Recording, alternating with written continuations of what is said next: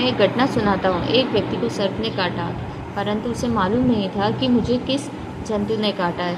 उसे जहर बिल्कुल भी नहीं चढ़ा। 6 महीने तक उसे कुछ नहीं हुआ। दिवाली का समय समीप था। उसने सफाई की तो देखा उसे आले से उस सर्प का मरा हुआ शरीर मिला। उसे उस दिन की घटना स्मरण में आ गई। मुझे उस दिन किसी कीड़े ने नहीं, सर्प ने काटा था। वह व्यक्ति प्रतिदिन नीम खाता था, इसलिए उसे सर्प के काटने का जहर नहीं चढ़ा। उस व्यक्ति को काटने से वह सर्प मर गया। जैसे ही उसे ज्ञात हुआ उस सर्प ने उसे काटा था, वैसे ही वह जमीन पर गिर गया और सदा के लिए चल बसा, प्राणांत हो गया। व्यक्ति जीता किससे है? उत्साह से। व्यक्ति मरता कब है? उत्साहहीनता से। उत्साह से जियो। जो भी कार्य करना है आप उत्साह रखो, कार्य पूर्ण होगा, सफलता मिलेगी। आपको उत्साह में साधु मिले हैं, भगवान भी मिलेंगे। आपको जब साधुगण अभिषेक करने को कहते हैं तो आप तो कहते हैं कि धोती दुपट्टा पहनने में शर्म लगती है।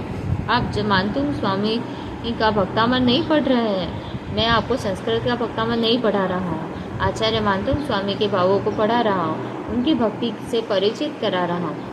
आप उनकी कितनी भक्ति थी आदिनाथ के प्रति, भगवान सामने नहीं, लेकिन भक्ति उनकी की जा रही है।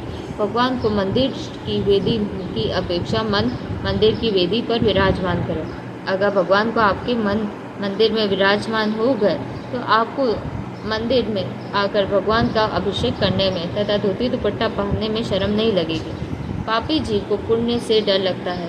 पाप जब ज़्यादा होता है तो व्यक्ति डरने लगता है। पुण्य से पाप की परिभाषा, पुण्य से रक्षा करें तो हमें पुण्य न करने दे वह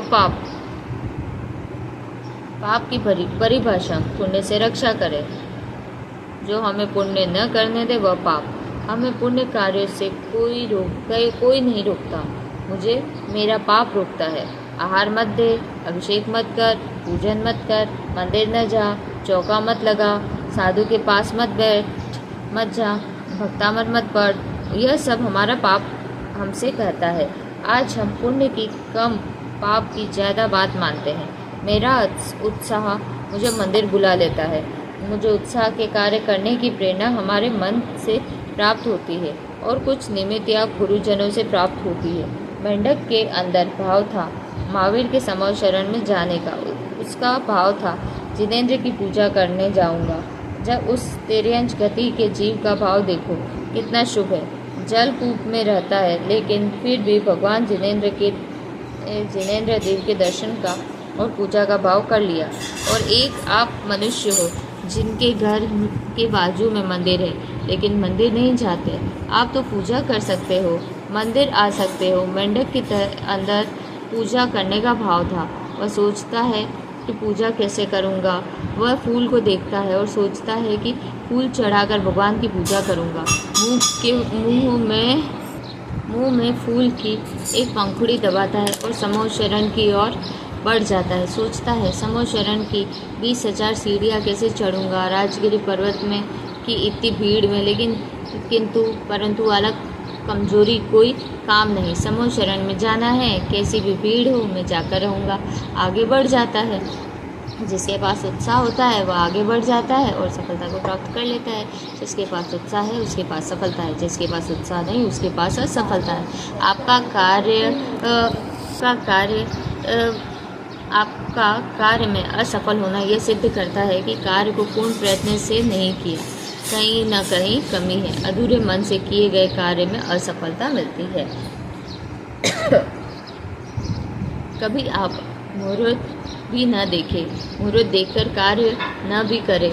आप सदा यह देखें कि जिस कार्य को आप करने जा रहे हैं उस कार्य को करने के लिए आपका मन कितना राजी है। आपका मन क्या कह रहा है? मन कहे तभी आप उस कार्य को करो, अन्यथा न करें। इस प्रकार से जो भी शुभ कार्य के निर्णय लोगे, निर्णय सही होंगे।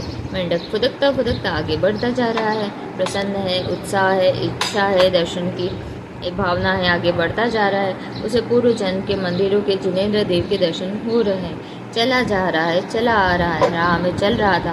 कैसा होगा समव शरण, कैसे होंगे महावीर, ऐसा सोचता हुआ आगे बढ़ रहा है। चलते हुए उसकी एक छलांग तिरछी लग जाती है। तिरछी छलांग लगाते ही वह हाथी के पैर के नीचे पहुंच जाता है। उसका मरण हो जाता है। वह स्वर्ग में पहुंचता है। उसे स्मरण हो जाता है कि वह महावीर इधर के समूह शरण में जा रहा था और राजा शैणिक के हाथी के पैर के नीचे पड़ जाने से वह मेंढक पर्याय को छोड़कर स्वर्ग का देव बना। जैसे ही वह स्मरण आता है वह सीधा स्वर्ग से महावीर भगवान के दर्शन को आ जाता है। वहाँ राजा शैणिक हाथी पर बैठा है, यहाँ मेंढक समूह शरण में आ जाता है। जीव की भावनाएं जीव को वहाँ पहुँचा देती है जहाँ वह जाना चाहता है। मात्र दर्शन पूजन का भाव था, वह पूजन द्रव्य से तो नहीं कर पाया, उसने भावों से पूजन अवश्य की। जब एक कुएं का मेंढक भी तरह का भक्त हो सकता है तो आप भी भावना उत्साह जागृत कर घर के बाजू में बने मंदिर में जा सकते हो। भावना भवनाशी नहीं होती है। राजा शैणिक जब महावीर भगवान के समूह शरण में पहुंचता है तो उसे वहां मेंढक का चिन्ह वाला स्वर्ग से आया देव दिखाई दिया। वह महावीर भगवान से निवेदन करते हुए पूछता है, हे भगवान, इस देव के मुकुट पर मेंढक का चिन्ह क्यों है? वह कौन है? भगवान महावीर कहते हैं, हे मगध नरेश, ये आपके नगर के कुएं में रहने वाला मेंढक है जो उत्साह से पूजा का भाव लिए समूह शरण की ओर चला आ रहा है। उसी समय तिरछी छलांग लग जाने से वह आपके हाथी के पैर के नीचे आ गया और मरण को प्राप्त हो गया। मरण को प्राप्त होने से के बाद वह मेंढक शुभ भावों के कारण देवगति में आ गया। वह वहां पहुंचकर अवधि ज्ञान से जान कि वह मेंढक था। समूह शरण में जाते समय रास्ते में मरण को प्राप्त हुआ। जैसे ही उसे यह मालूम हुआ तत्काल वह समूह शरण में आ गया। पूर्व पर्याय में मेंढक होने के कारण इसके मुकुट में मेंढक का चिन्ह बना हुआ। जिनेंद्र देव के दर्शन का भाव था, इसलिए स्वर्ग का देव हुआ। आप भावनाएं अच्छी रखें, आपको भी स्वर्ग मिलेगा। प्रत्येक जीव को अच्छे कार्य करने की स्वतंत्रता है और वह अपने भावों को जिस और ले जाना चाहे उस और ले जा सकता है। शुभ भाव करके जिनेंद्र भगवान के पास जा सकता है, अशुभ भाव करके नरक या सुखी जीवन को दुखी बना सकता है।